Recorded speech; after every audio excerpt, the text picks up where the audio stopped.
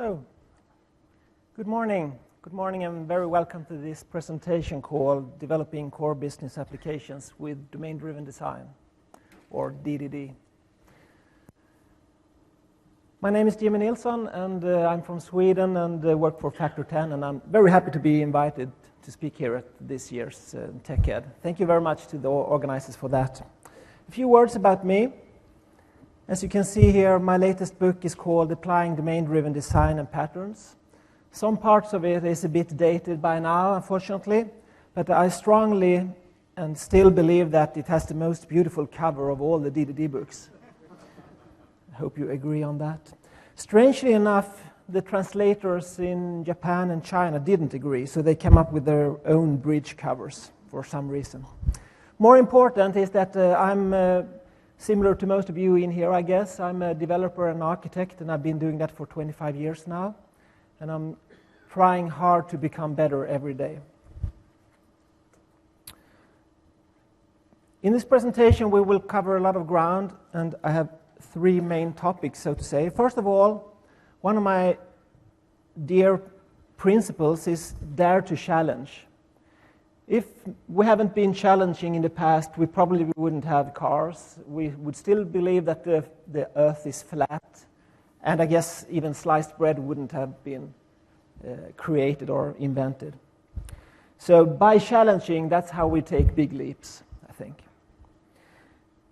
Talking about cars, this symbolizes the T model. But in this case, the T model to me is that to become a great developer, we have to be both broad and in a business perspective, and also to be deep in the technical excellence part. It's not enough to have only one of those. And of course, we will talk a lot about domain-driven design. That's the topic of the day. By combining those three, I believe that we are able to take huge leaps to have exponential effect in our daily work. A few observations of how we as humans and developers are. Some developers are totally filling the box like this. This looks really nice, I think, at first. Probably means that every single task is done in a good way and totally. But maybe it's not very much about challenging. This is just doing what we are told. This picture is a symbol to me, at least. I'm not saying that this is better either, just being everywhere and doing stuff that nobody wants, or missing the box, kind of. And probably this guy is not too popular either, being very careful, not disturbing anything or hitting the borders. And yet another problem here. But sometimes we definitely have a situation where we have to challenge, to break the borders and break out of that box. Or maybe the box was too large. Maybe we shouldn't solve all those problems, because 90% of the value were found just by doing a few of them, much quicker time to market. Or the shape of the box was totally wrong from the beginning. So it's totally and extremely dangerous, in my opinion, to just, as a developer, be doing what we are told. That's not taking us far. And some developers, as I mentioned, are like this, like a T, both having a strong business interest and a strong skill in that, and of course having a technical excellence. And by becoming better in both those dimensions is a great way of proceeding with our careers and to be able to be more valuable to our customers, for example.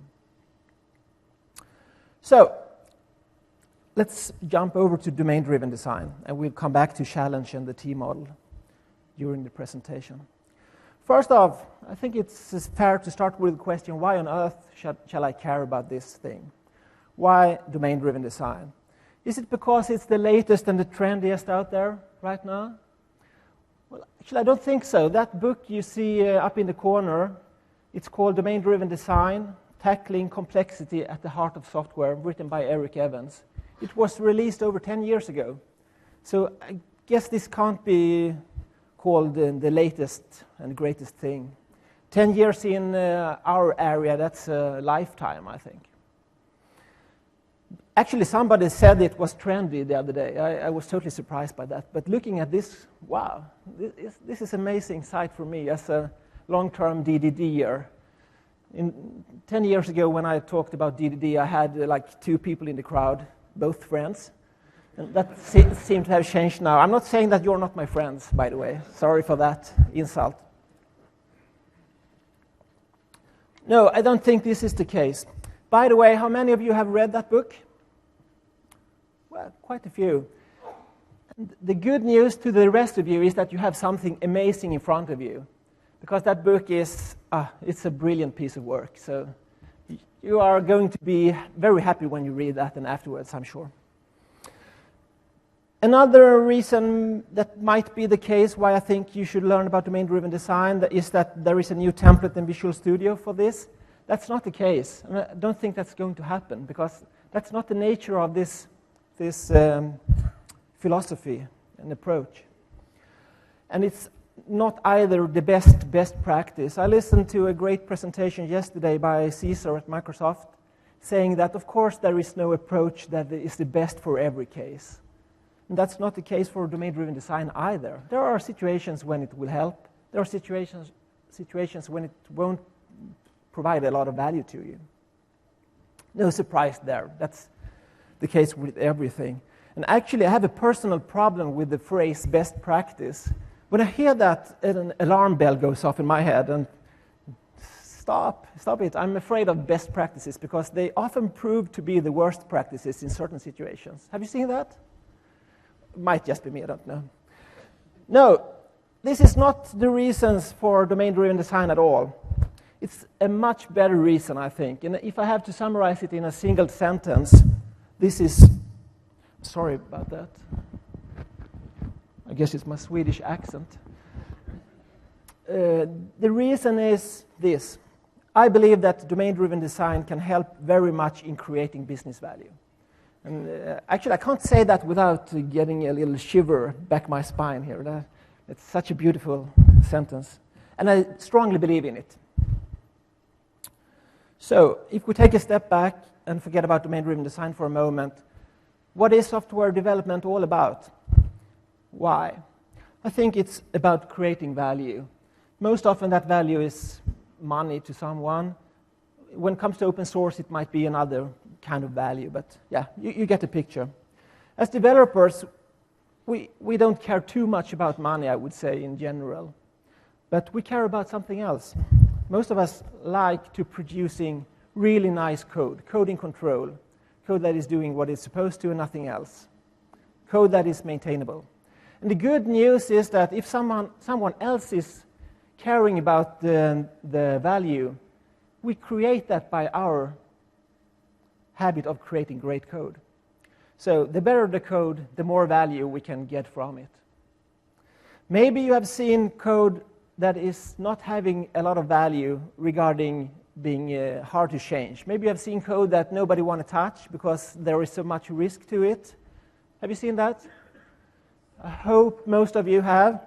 Unfortunately, I've been creating lots of code like that over the years. Not something I'm proud of, something I'm trying to learn from at least. So what happens in that case, the business people come with a new opportunity for making loads of money from a tiny little change in the software, and we tell them that, well, it will take 2 years. Not a lot of value in that situation at all. So actually, when the business people realize this, that when we are whining about them stressing us and not being able to do the best software for them, and they understand that we are whining for their sake, because taking care of their value, then they get a little tear in their eye and they love us again. So actually, I think this can help a lot in many discussions, this little model. So it's important for us to create great code. The next question then is, how are we doing that? Any ideas? The thing here is that anything is right, so just toss a word. Test-driven development, someone said over there. And patterns, absolutely. And a lot more, the best people. And I think actually domain-driven design fits perfectly in this picture. But what I'm trying to say here is that, of course, it's not enough with only one thing. For the last few years, we've heard over and over again that Scrum will do it for us. Actually, I don't think it will at all. It might help a little bit, but quite often it disturbs more than it helps, to be honest. Anyway, that's a long and different story. So, some basic software economics. When complexity increases, something else decreases. Intuitively, you would say, maintainability, yeah. I can write many things on the downward line, I guess. But I chose to write productivity. And I think this is very intuitive to us. Of course, if something is more complex, it will go slower when we make changes to that piece. Nothing new about that. Nothing special to software development either. But the interesting thing in this model, I think, is that not all of that complexity is essential to the domain. Quite a lot of that complexity most often is accidental. We have introduced that for no good reason at all. Again, I'm the first one guilty here, so I've been doing this a lot. For example, adding the coolest, newest framework just because I wanted to learn it, and actually needed like 2% of that. And then I had to drag around 98% of stuff that I never needed. Actually, I have a tendency of not doing that any longer, but I have in the past. I think that's a good example of accidental complexity. Another common example from my past has been to try to be a little bit too clever in advance. And if the customer asked for one feature, I added 9 more just in case. A year later, he asked for that second feature, and I say, well, actually, I've already done that. Hero. Unfortunately, I forgot that I added 8 more. He paid for that, and I'm dragging around those 8 more features that never are to be used. They are just in the way, creating a maintainable problem for me.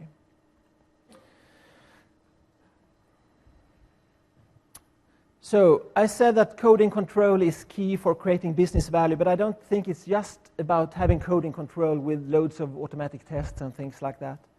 I think actually that size is of tremendous importance,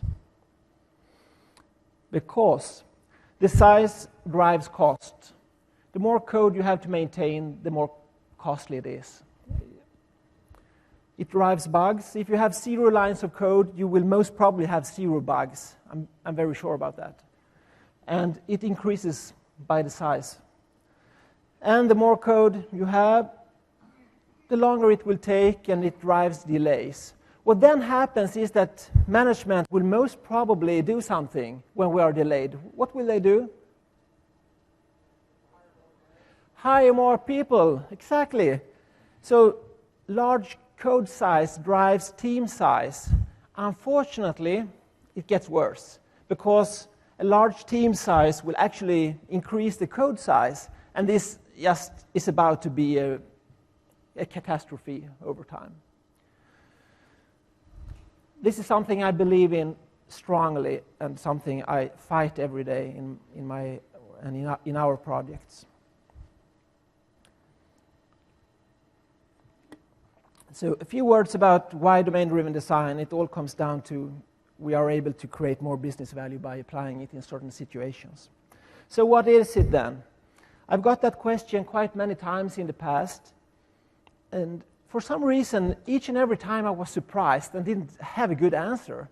So what I said was like, well, it's about love, or harmony and balance and things like that. Most people get kind of irritated on answers like that. It doesn't help too much. So I was very happy when Eric Evans wrote up the following little text about it, which I think, defines it or describes it very well. First of all, domain-driven design is an approach to the development of complex software. So in the first sentence, we can learn that maybe we won't gain a lot from this if we are developing very small things. Maybe we can do that quite much in an ad hoc approach, in a RAD approach. We don't need this stuff. It's quite a lot of things in this toolbox called domain-driven design, and we can just skip it for simple things, simple problems. we should focus on the core domain. In each and every enterprise, there are so many needs for software, and we will just be unlucky if we try to address them all with domain-driven design. We'll never be able to do that. Instead, of course, we should put the effort where the money is. So where is that company's competitive edge? Where is the core domain? That's the place for doing domain-driven design. The most important parts, that's where we put our effort. Secondly, when doing domain-driven design, we explore models in a creative collaboration of domain experts and software practitioners. So instead of just getting a spec from somebody and we try to fulfill it, we're actually working together. The better we succeed in that work, the better the software turns out to be. And finally, we should speak a ubiquitous language within an explicitly bounded context. And what this means is that we try to come up with a shared language, one language that we understand all in the team, all in the project, both the business people, both the developers. And we use that everywhere, both in the code, both in the UI and so on, as much as we can. Because this will help understandability in the team between all the members. It's obvious, of course. Not too many in here would understand me if I spoke Swedish right now. I think some more understand me right now when trying English. So this is totally intuitive also. But the very important thing here is that this ubiquitous language doesn't go in the whole enterprise. This is impossible to guard and protect and create for everything. Instead, we go for it with power in a certain context. We pick a subsystem, and there we are kind of protective about language. Listen when it changes and use it for everything. But we don't expect a single word to have the same meaning in every context. Of course not. So I use the word model. Here is how I see the meaning of that. First of all, we have a problem and we have a chosen solution to that problem. And we think about that with a mental model that is kind of abstract. And then we represent that model in different ways. And a few of my favorite representations of the model are the following. First off, UML as a sketch. Drawing some figures on a whiteboard in a room together with other people is amazingly powerful, of course. But as you see here, I'm not having a two-way, I'm only having a unidirectional arrow. Because when the model changes, it doesn't actually affect the UML as a sketch, because that is a throwaway. The next day we are in a new room. Probably we have a few pictures or photos of the whiteboard. Actually, sometimes my wife have a look at my my phone and look at the pictures, and 95% of all my photos are whiteboards. Do you recognize that? Yeah. Have to get a life, I guess. The second representation is, again, the ubiquitous language. But this one is both affecting the mental model and being affected by the mental model when that changes. And the same goes for the code. We try to write the code to be as close to the mental model as possible, because then it will be easier to understand over time. As few translations as possible, as few transformations as possible. And finally, the user interface. I think that has had a little, it has meant too little to many of us in the past. I strongly focus on the user interface. It's so powerful to draw up some user interface sketches, for example, for the domain experts, because lots of people outside the development crowd think a little bit differently, a bit more concrete than we are. We are very trained in doing abstract thinking. So we need to try different tools for getting that collaboration to really take off. And we use the tools that work. So, a little demonstration about this. I asked my colleague Per Rubegård, who is giving another DDD presentation this afternoon, to help me out with a little conversation here, trying to give an example of the ubiquitous language in bounded context. And we are going to play a little play here, and Per is going to act to be the domain expert, and I'm the developer. I was going to say I'm the good guy, but I didn't want to value that. So, and the situation here is an early meeting in this with this company. It's similar to Amazon, something like that, selling stuff on the network. And the conversation goes. All right, good morning. Can you hear me all? Okay, good. So we have one and only one definition of client. It's used everywhere and across the entire enterprise. And the definition is a company that has bought from us in the past. Oh, wow, that's very handy to have a single definition that we can use everywhere. Actually, then I can create a class called client and put it in the common library, and it will be reused everywhere. This is just making it even more appealing. And companies that buy for more than $1 million a year, we call small to medium-sized clients. Okay, small to medium-sized clients. I've captured that, and I will use that everywhere in the code as well. Well, actually, we say enterprise sometimes, and company must be okay too. They both mean the same as client. Okay, thank you, Per. So, actually, what turned out here is that Per is not too happy about this. He found me to be a bit silly, I guess. And I was quite irritated. Why on earth can't they just come up with a word and stick to it? So we are not too happy, either of us. So probably this wasn't the perfect start to our collaboration that will last for a long time. So what went wrong here? Well, loads of things, actually. First off was that try for having a universal definition of client. We've seen that in the past, and it has failed miserably every time, I would say. I've tried it too, of course. I think I have the world record in mistakes, by the way. So the different contexts are just different. They shouldn't try to come up. We shouldn't try to come up with the meaning of that client word that goes everywhere, because what happens is that it won't fit in any place. We will have to hunt for the lowest common denominator. And over time, when we need to change that definition, we have to talk to loads of people everywhere and negotiate. It's a horrible situation to be in. The second thing was that I was trying to create a class for that word. And if the word is bad or the definition is bad, that class will be bad as well. The code and the language sticks together. So that won't work at all. Again, the same problems as I just mentioned.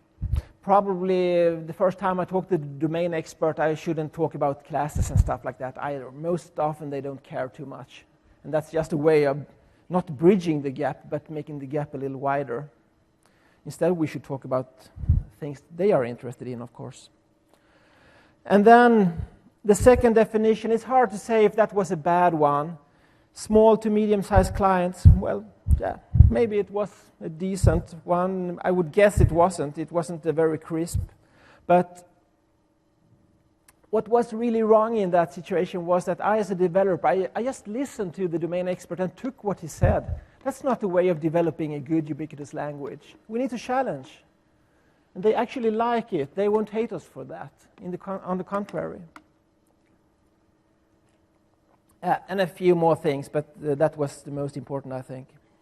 So, one way of working with the ubiquitous language that I found to be extremely powerful over and over again is to use another tool called behavior-driven development, or BDD. How many of you are familiar with that? Again, quite a lot of hands. Maybe the same. I'm going to check that next time. So, in this case, we are using the XP syntax for describing a story, a user story. And you probably have seen this before. As an insurance broker, there is my role, who this is important to, the one I can go talk to about this story or this feature. The insurance broker wants to know who the gold customers are. and he has a goal with that. The goal is so that I sell more. If the feature has no goal, we skip it. We don't do any features that are goal-less. That would be meaningless. So this is a nice little format that has been very popular over the years. And yeah, it's nice. Unfortunately, it's extremely open-ended. We can develop this feature in thousands and thousands of ways.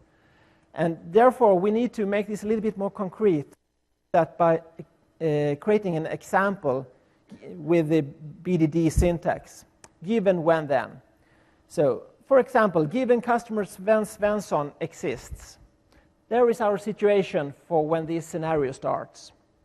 When Sven Svensson buys insurance XYZ for 10,000 USD, then out comes a new situation, our result or outcome. Then he becomes a gold customer.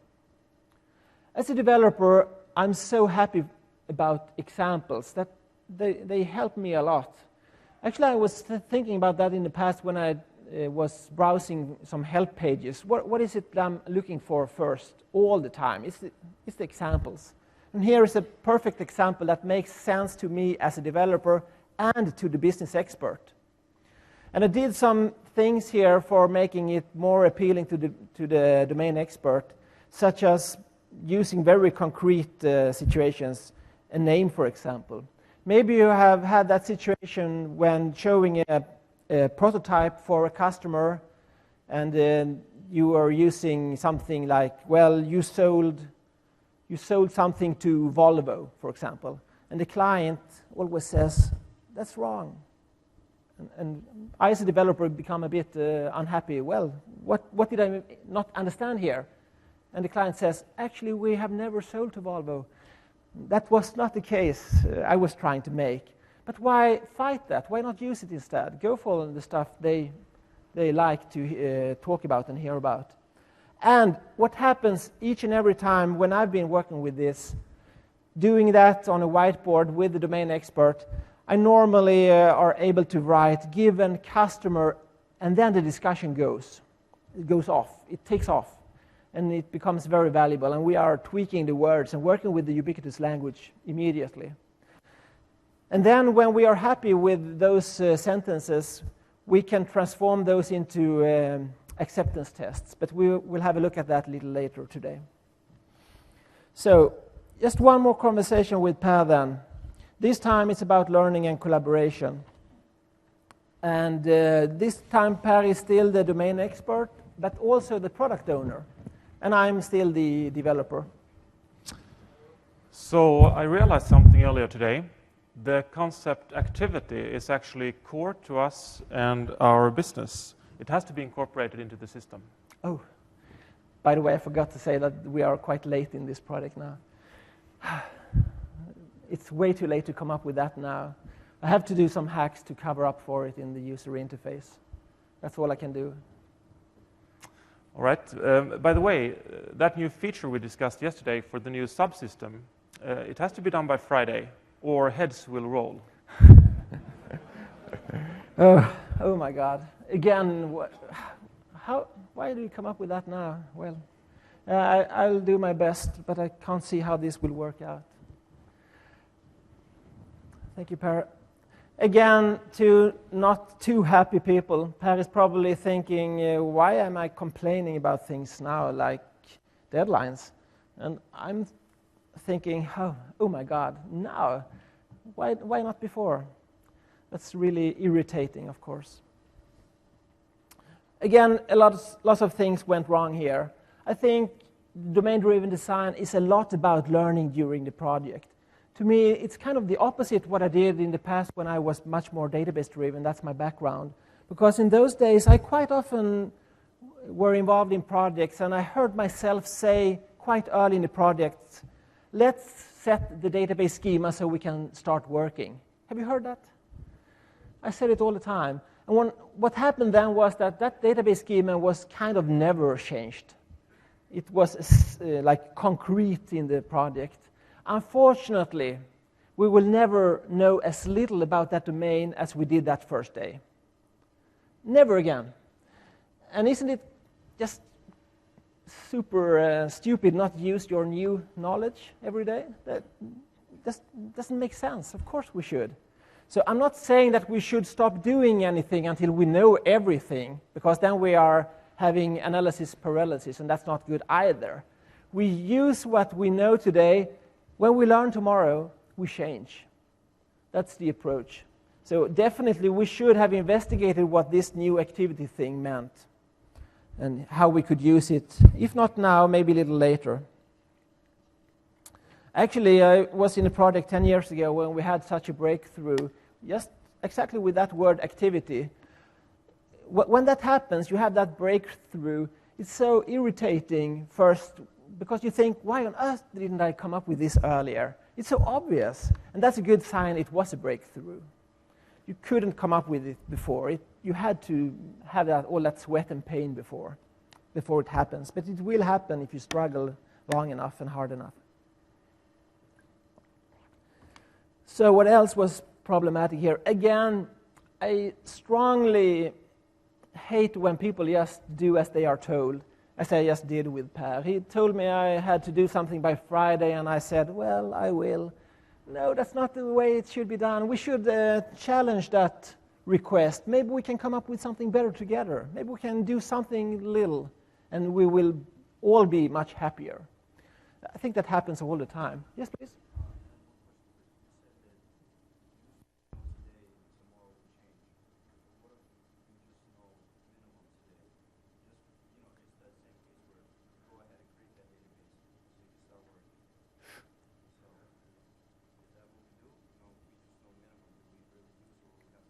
Absolutely. Thank you for a great question. The question was, let me try to summarize.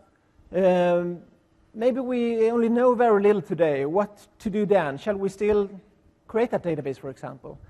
I think we should go with what we have, and we try to focus on learning fast as much as we can. And I'm not sure the database is the starting point. Hopefully I'm able to show a little demonstration on that a little later today. The database to me nowadays, I actually don't care a lot about that until quite late in the project.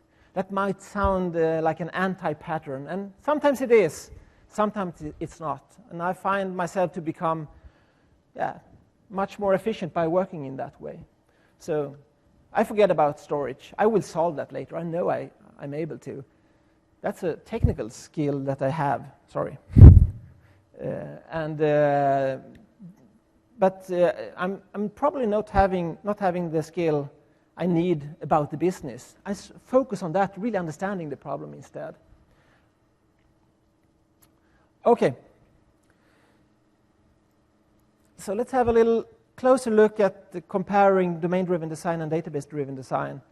I have a couple of different examples for that. Again, I'm having a database or coming from a database background myself, and I think a few of you are too, so maybe this helps a little bit of getting the feeling of where it differs.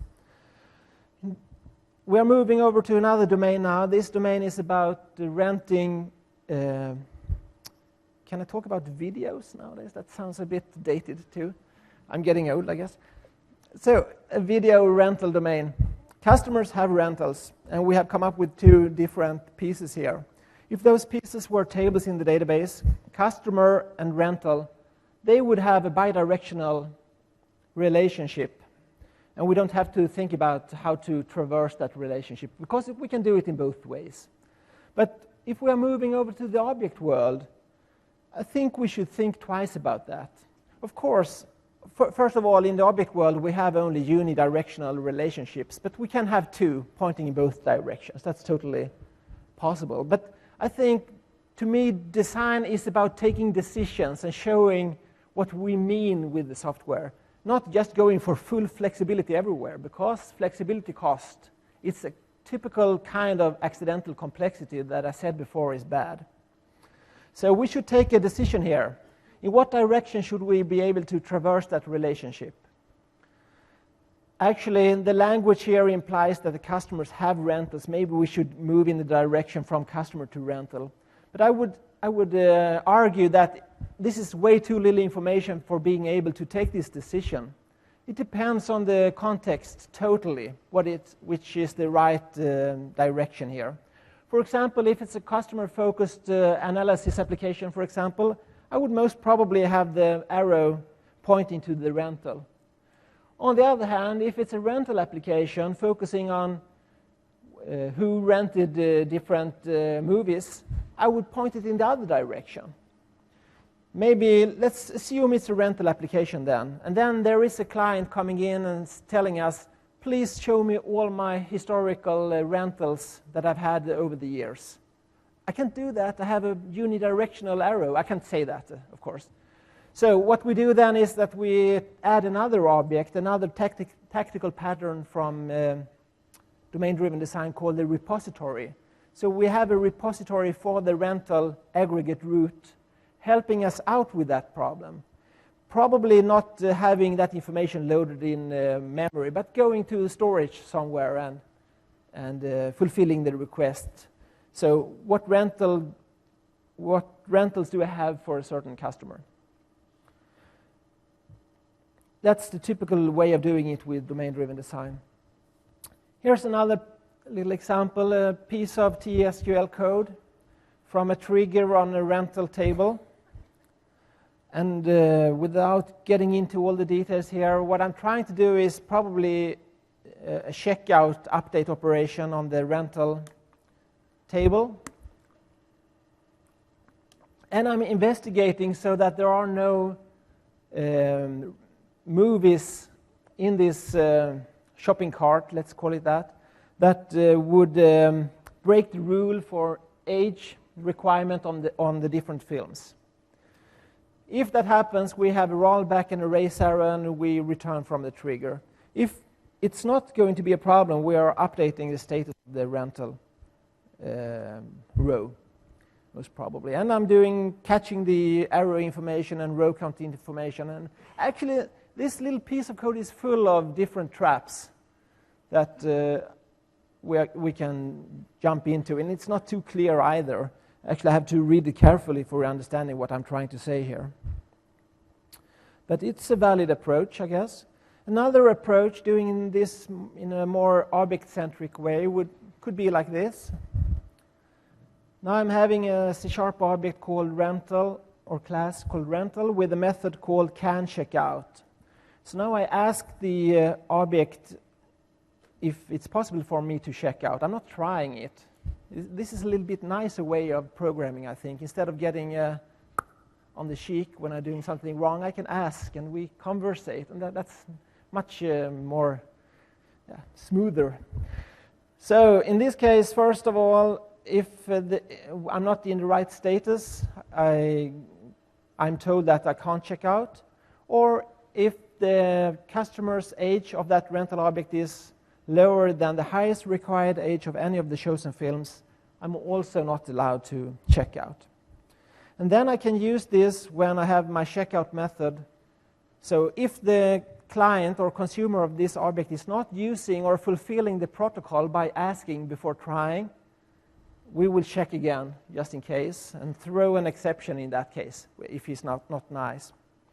And finally, we do stuff and change the rental. A very naive and simple approach, but I think quite a lot nicer than the previous one, for a whole bunch of different reasons. For example, this piece here is much more testable than what we just saw. It's a large difference, I would say. And that single difference is big enough for me for going for this one. In the past, I had this idea that it's much quicker or more performant to have the logic in the database close to the data than to have it like this. I've changed my mind. This is extremely fast. We're not touching the database. We can't beat this possibly by touching the database, as I just tried to show you. So that's not a problem either. Let's skip this one and see if we can have some code instead. So I mentioned a few tactical patterns from DDD, like repository and aggregate root. If I can only focus on one in this short presentation, I would pick this one, the value object. I think this is tremendously underutilized nowadays. Martin Fowler once said something like, the only problem with object orientation is, You know? That nobody uses it. That's quite weird. We are all using C# and other languages like that, but not really programming true to the object-oriented philosophy. So here I'm trying to show a model. If this was a relational database model with loads of one-to-one relationships, I think the DBA would come and get us. He would, or she would hate us for this. This is not the way to do it, I think, at least. On the other hand, in an object model, this is the way of doing it. I have a price object with a one-to-one relationship to rental, and that price object probably just have a single field and maybe lots of logic. The discount object is the same, just a single piece of field and lots of object. But in the object model, this is a very nice way of doing it, putting a name on that concept of price, being able to test that in isolation without setting up a large situation, and to use it everywhere. So a big difference there.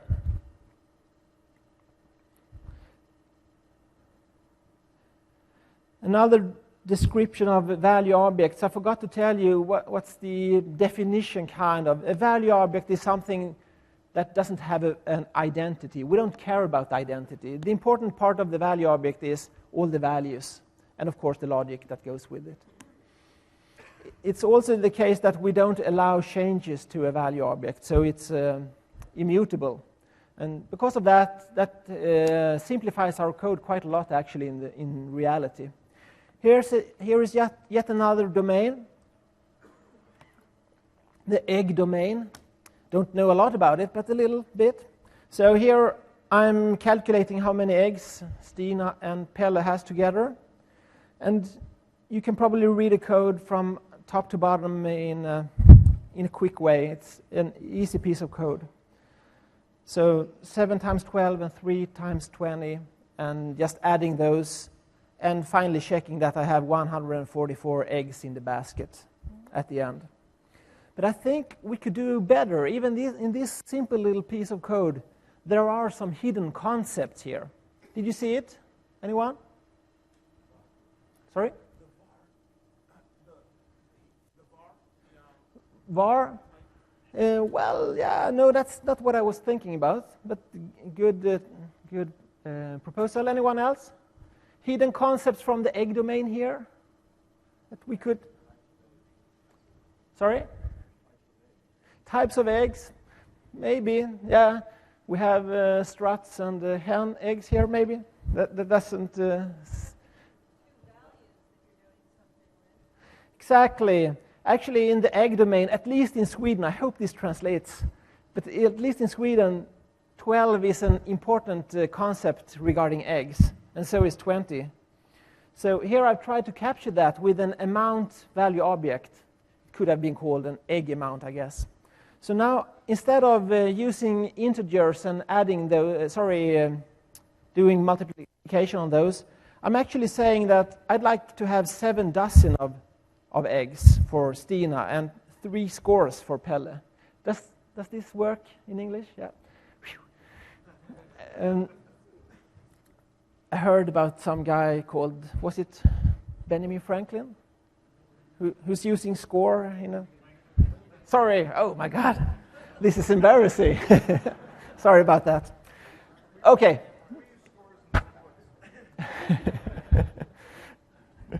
Okay, I'm trying to escape here. So, what happens from dozen and score is not that we are getting an integer. We are getting, what do you know? What do you think? A value object, exactly. We are getting an amount object, and then I'm adding those 2 amount objects, and I'm still having a new amount object. And I can ask that new amount object, yeah, for anything. Give me those eggs in gross, for example, but I'm asking for them in count here. The problem with loads of examples for domain-driven design is that they doesn't make sense for such simple situations as this. In reality, I think this makes a lot of sense. I'm finding myself using value objects more and more for every day and getting happier from that. It helps me a lot. So in a typical application without value objects, we would see those kind of small transformations and calculations being spread everywhere and duplicated. With the value object, it goes in one place. If you decide on changing that logic a little bit, one place. We are not violating the principle of dry. Don't repeat yourself. So if the domain model or object model is the core of our application, the value objects are actually the core of our domain model. So you understand how important they are. Amazingly important, and a big difference regarding how we deal with database-driven development. So let's move over to talking a little bit about architecture.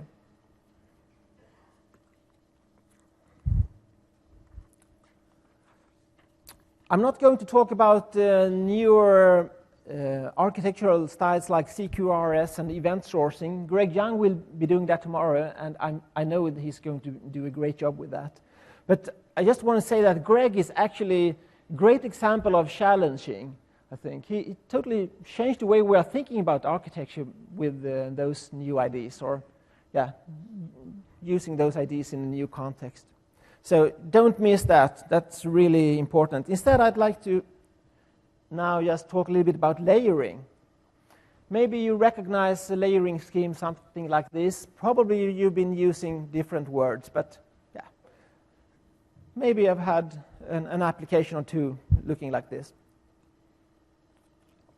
User interface calling a facade over a process or network boundary, calling entities layer, calling data access layer, calling tables in the database, again, a network boundary. I was very, very fond about layering in the past, and actually I came up with my own default architecture having I think it was 11 or 12 layers.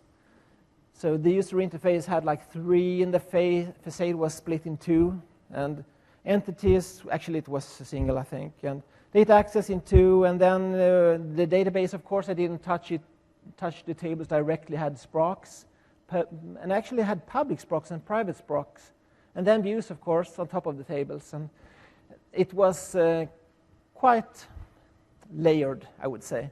So when I went to the client for the first time, and he started talking about the problem he wanted me to deal with, I said to him, just wait a moment, I'm going to toss in my template here with 12 layers, and then we can get started working.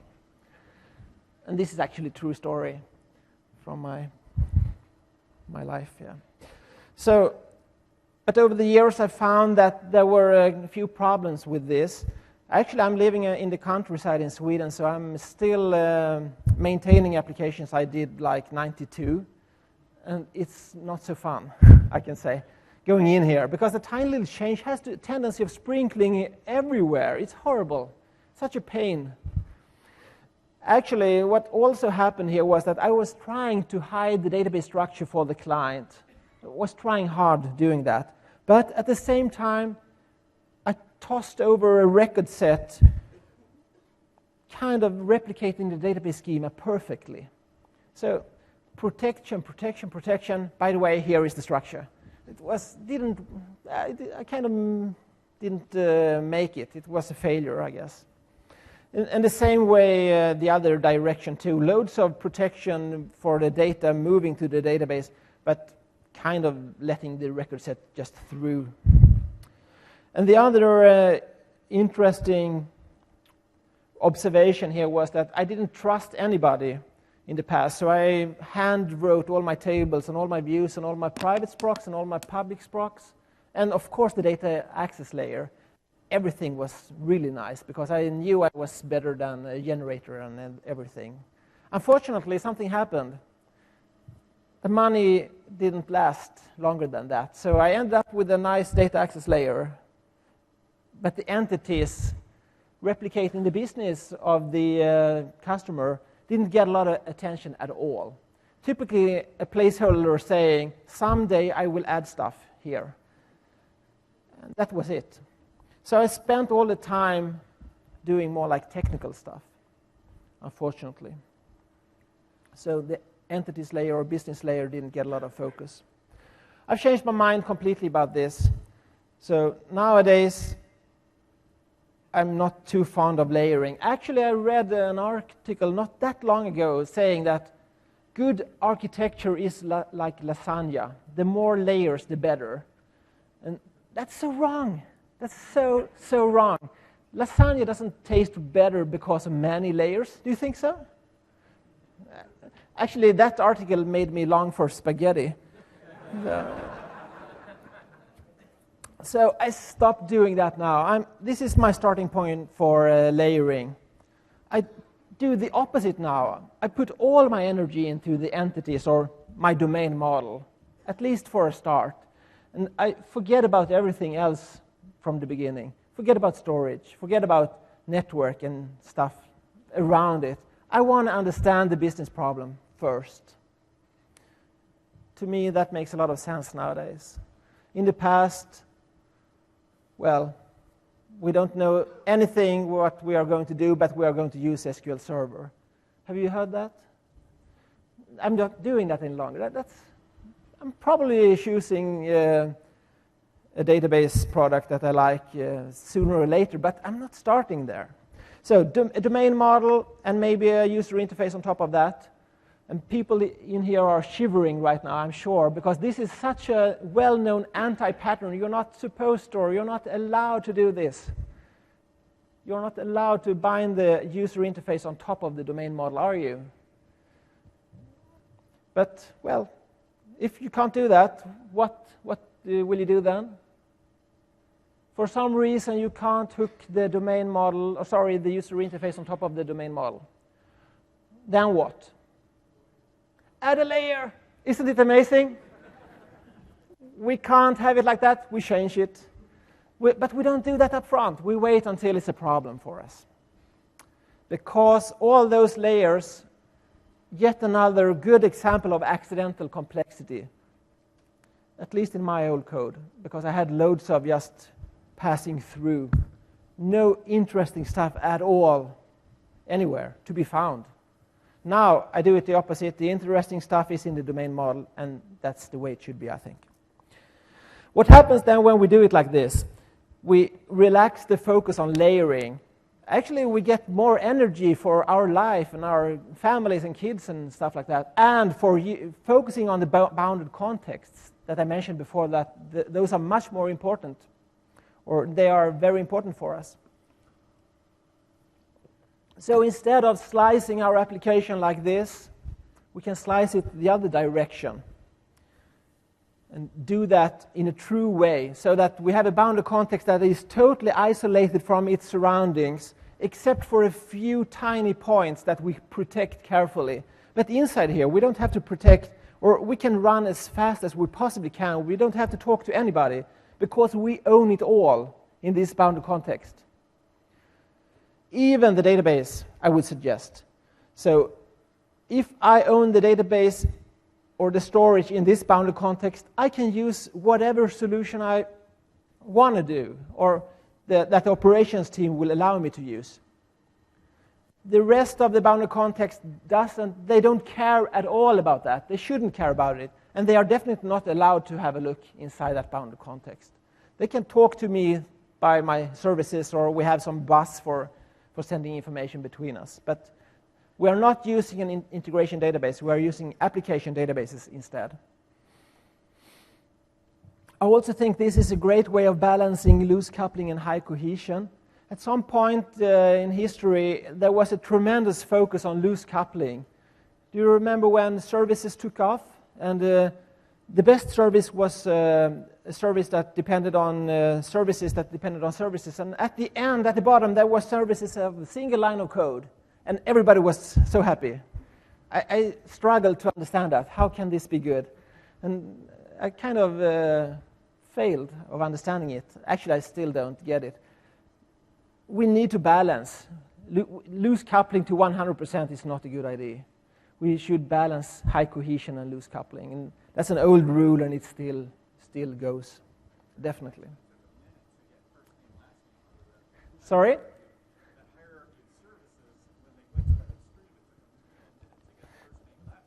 But it was pure. It was true service orientation. I totally agree. We had other problems too. Yeah. Sorry, I forgot to repeat. The gentleman over here said that it took a while to get through those 100 services to get that first name of the person. Something like that. Yeah. Okay, maybe some of you right now think that maybe I should investigate this thing called domain-driven design a little bit more. Question is then, what's next? What shall I do? So I have another little demonstration here when we are having a look at some code. Please note, though, that this is not a try for a prescriptive guidance. On the contrary, actually. This is just an example of how you can get started or try it out. And this is how I do it. So the process of domain-driven design. And yet another domain. This is the typical domain, I think, for most example applications in the world. Maybe Hello World is even more popular. But time reporting. So I have a couple of requirements here from a client, and maybe you think this is not a core domain. Well, actually it might be. It might be for loads of companies out there. They can make more money by having a great time reporting application. But they started out with very basic requirements here. So let's have a look at a few of them. Customers and projects can be registered. Customers have projects, and projects can have people and activities. That was a very database-oriented task, I would say. Actually, we have kind of destroyed a whole generation of domain experts out there. When we ask them for a requirement, they toss us a database schema. How did that happen?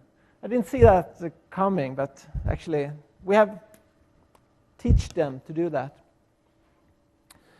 And the next one is a little piece of rule. Changes may not be done for periods that are closed or accepted. Periods can be closed by consultant. Weekly summary per consultant should be posted on Facebook. Lots of things that doesn't seem to be core. The final note says consultants can register time for a day on different projects and activities. Probably that's the core, the most important thing to start with. Let's start with the most important and skip the rest for a moment. So the process then, when we have thought a little bit about this, could be something like this. I would start out doing a little strategic design, just thinking a little bit about the big picture. Where will this new subsystem fit in the whole system map of this company? We'll have a look in a minute. Then, not writing that upfront design in stone at all, just having a picture for a starting point. I go on trying to formulate a story and a scenario for that first task I was choosing. I'm focusing on the happy case now, not trying to come up with all the different scenarios for registering time, just a successful path for doing it. Because right now I'm trying to get my understanding for the whole area up instead of the nitty-gritty details.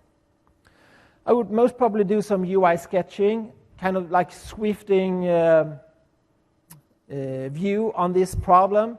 Most probably I'm learning stuff now that affects my story and my scenario. If I'm not doing that, I'm actually feeling a little bit bad about that UI sketching. The same goes for UML as a sketch. Maybe I'm doing that together with the domain expert. Maybe I'm doing this afterwards. It depends on the domain expert if he would like to join here or not. But at least before I'm starting programming with my pair programmer colleague, I think it's very good that we shared a common idea of this piece of code that we are about to write. So doing a little sketch of it in UML makes a perfect sense to me, at least. Again, we are learning about the previous steps that we were stupid 5 minutes ago. And we keep on doing that all the time. It's a very good way of staying humble, I think, to learn that you were not so smart before. On the other hand, I always tell myself when I feel bad about being stupid that if I'm not feeling stupid, I'm not learning. So that makes it better. Then I take that scenario and transform it into an acceptance test. Again, learning more. And then that acceptance test will tell me what pieces I need to write. And actually, that's a recipe for what pieces of unit tests I should write. And those unit tests are the recipe for what real code to write. So that old problem of getting started with test-driven development, it's quite easy actually when you do it like this, because it becomes very natural. You look at the acceptance test, oh, I need such a piece of code. Then I write a unit test for that. And then I write that unit. Very easy, very, very natural. And then it's time for the next story, and then we do it like this, continue working in this way. So let's have a look at what this could be for the time reporting application. First of all, a little strategic design. I came up with the following picture. In the center, I have my time registration application. Maybe it should be split in two boundary contexts, but for the moment, I didn't see that need, or it felt like a simple piece for now. But it has a dependency on Facebook, as you saw. We need to send information there. Our relationship to Facebook is most probably that we can't affect their software at all. We just have to take what we get there. But we are also depending on the invoicing system. That's totally different, that relationship, because we have written the invoicing system in-house. So in that case, we can work differently with that dependency. And then we have the consultants in the HR system and the customers in the CRM system. So we kind of focus on what is core for time registration in this new subsystem that we are about to create. So something like that, a 2-minute activity. So the next one is starting with a story and a scenario. And I think I have that up here, yeah. Is it big enough to see the code? It's like asking, do you hear me? And it's quiet. Let's see. Like that?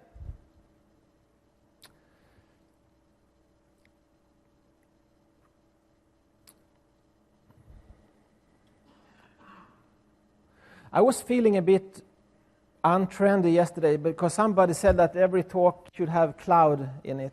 So I had to, actually I'm not talking about cloud computing here, but at least the word. So the feature or story here is saying, as a consultant, I want to register time on my project so that the customers are being invoiced correctly. I tried to get that out of the initial requirements. Again, I did it together with the domain expert, of course. It's not something we do in isolation, because then it's of little value, I think. And the happy case for this is sounding something like this. Given project Cloudy Sky exists and is ready for registration. And actually in that single sentence, there is several pieces of design. There are several pieces of the ubiquitous language. We'll come back to that. So in reality, this is amazingly powerful. Again, please try it out. We can't make justice of it in a naive little demonstration like this. I also have expectations on the startup situation for a consultant Bruce Wayne to exist, and that the registration for Bruce Wayne today is 0 hours. That's the starting point.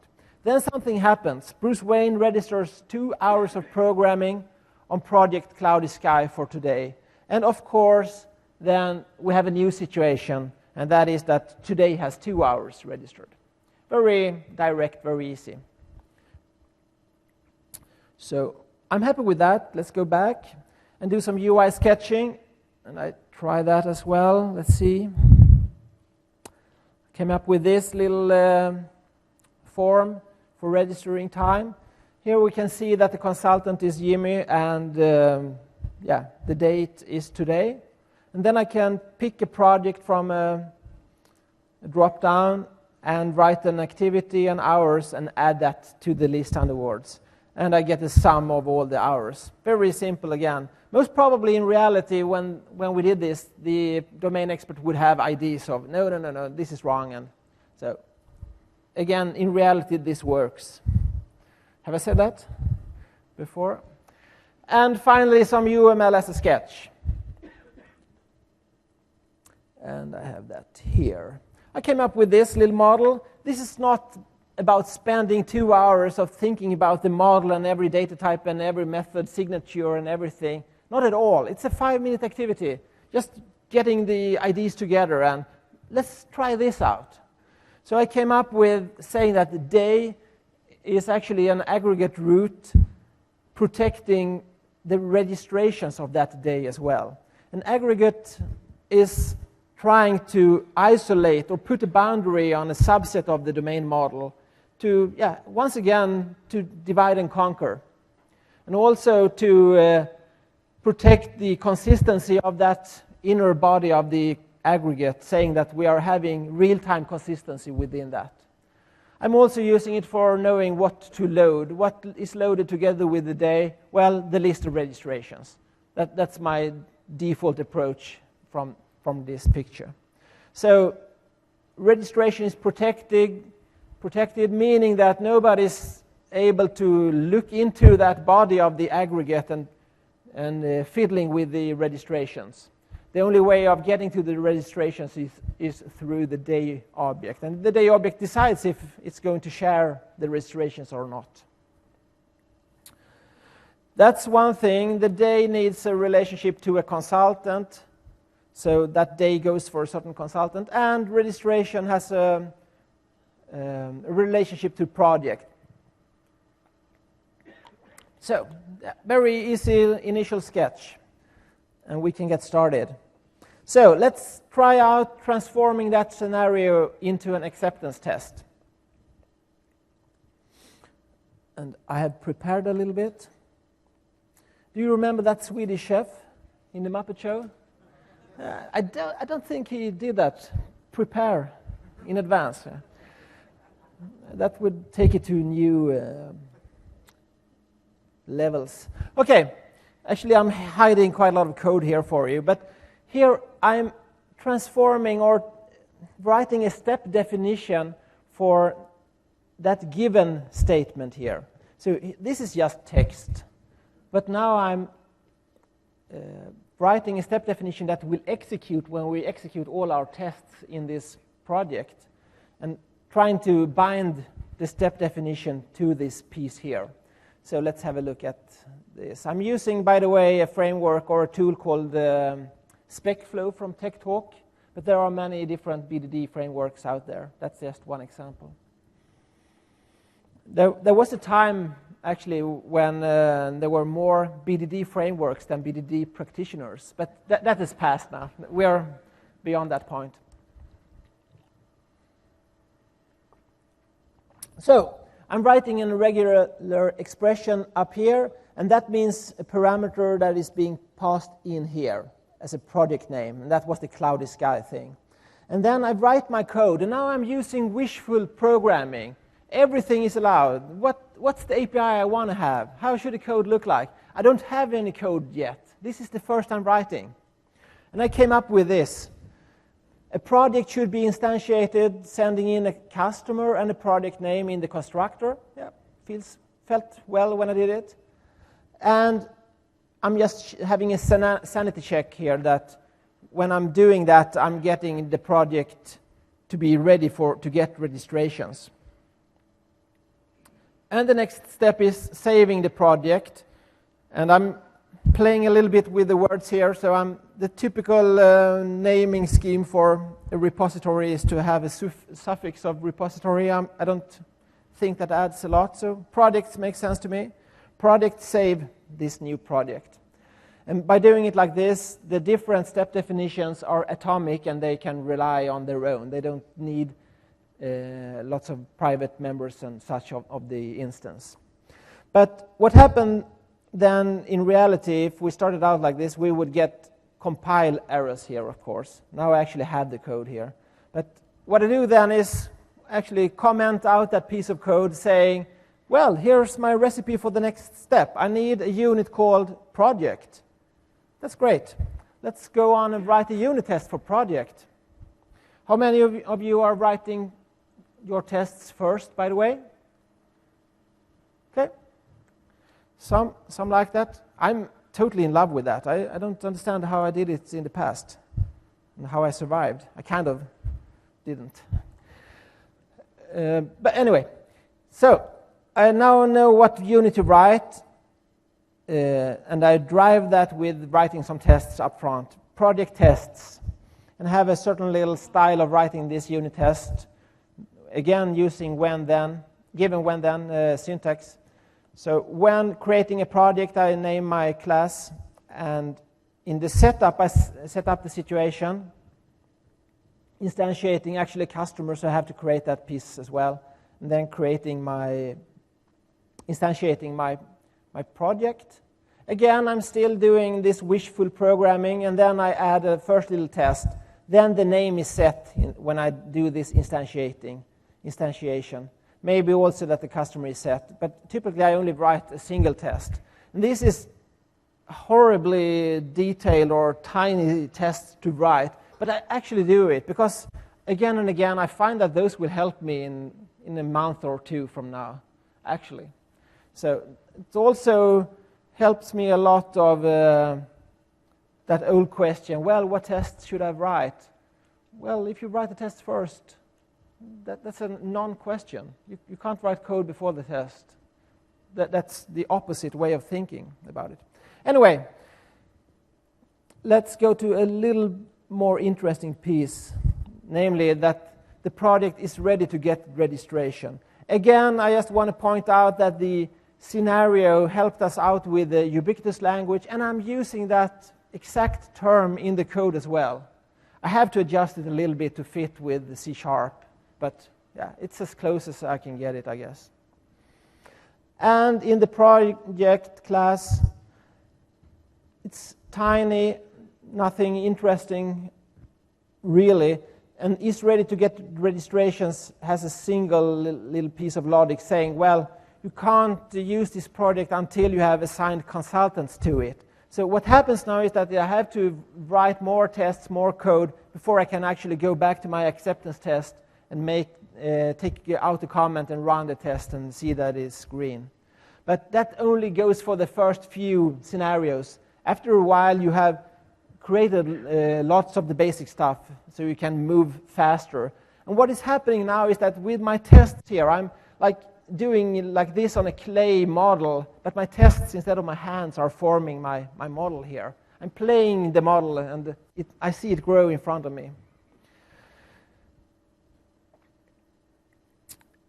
After a while, I need that repository as well, and let's have a look at, well, I have tests for that, of course. I said before that I skipped the database for now, and here's the proof of that. I don't care about the database right now. I'm just simulating some kind of storage for projects by having a dictionary for doing that. And that totally is fine for now, because as soon as I start with the storage, it has a tendency of slowing me down a little bit. So I can move at full speed by working this way. Also, again, I'm playing with naming here. For example, it would be nice to write projects that exist in Sweden, for example, instead of just having get by key, get by name, and things like that. Maybe trying to get it as close to the ubiquitous language as possible. Another thing I wanted to point out before we summarize is, again, I mentioned before that layering isn't too important to me. Also, in the domain model now, you can see that I'm not having project and project repository projects. Instead, I toss it all together and use the aggregate roots as my main separation. So the aggregate root project has everything that is important from a domain model perspective together, because that makes sense. Why have them spread out? I work with them together. Okay, I think that was what I wanted to say. So let's move on. I have to slow down a little bit because I wasn't expecting to have 32 seconds now, only 20.